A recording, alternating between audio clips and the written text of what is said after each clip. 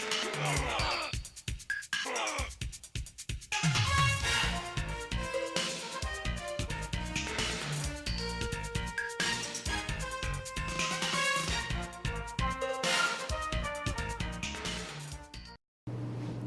this is State Senator Dale Ryder, and welcome to another edition of the 2-Minute Drill. I'm coming to you again from my office here in the state capitol. Today's Thursday, March 14th, and we just wrapped up the session week here in the Illinois Senate. I want to talk to you briefly about an issue that is of immense importance, not just to people who work for the 862 school districts across Illinois, or the children that go to school in those districts, or even the parents of those children. It's important to everybody who lives in the state, and that is the crisis in public education funding all across Illinois, particularly in downstate Illinois. Last Wednesday, the governor gave his budget address laying out his plans for the coming budget year. Those plans included serious cuts to public education, particularly downstate Illinois.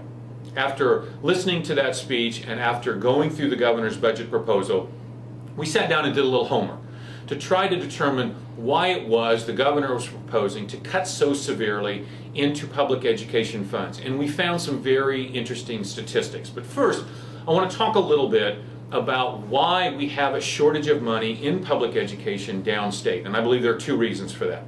First, let's look back 10 years ago. 10 years ago, just General Assembly's and governor's first priority in terms of funding was public education. This state spent more money of your tax dollars on public education than did any other subject area. Now, today, public education is somewhat of an afterthought when it comes to budgeting. Maybe not in terms of rhetoric from some people, but certainly in terms of budgeting. And I say that because the numbers demonstrate that about half of all of your tax dollars now are being spent on programs of public assistance, such as welfare and Medicaid, while only 33 or 34% of your dollars are being spent on public education. So as you can see, public education has taken a considerable backseat to these other human service or public assistance programs. That's the first problem that we have. The second has to do with the allocation of the dollars that are still being afforded to public education. And an interesting fact we uncovered in our homework: while the Chicago public school system only educates 18% of the state students, the Chicago public school system receives 27% of the corporate personal property replacement grants. It receives 30% of special education funding in the state, and it receives 37% of the early childhood block grant monies. Also, while the city of Chicago educates approximately 31% of the kids who are considered to be in poverty, it receives a whopping 47% of that money. Now, how is this happening?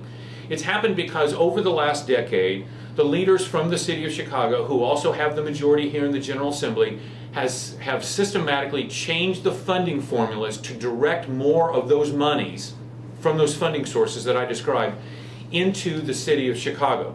That's why school districts across this state, particularly downstate schools outside the city of Chicago, are left high and dry when it comes to funding.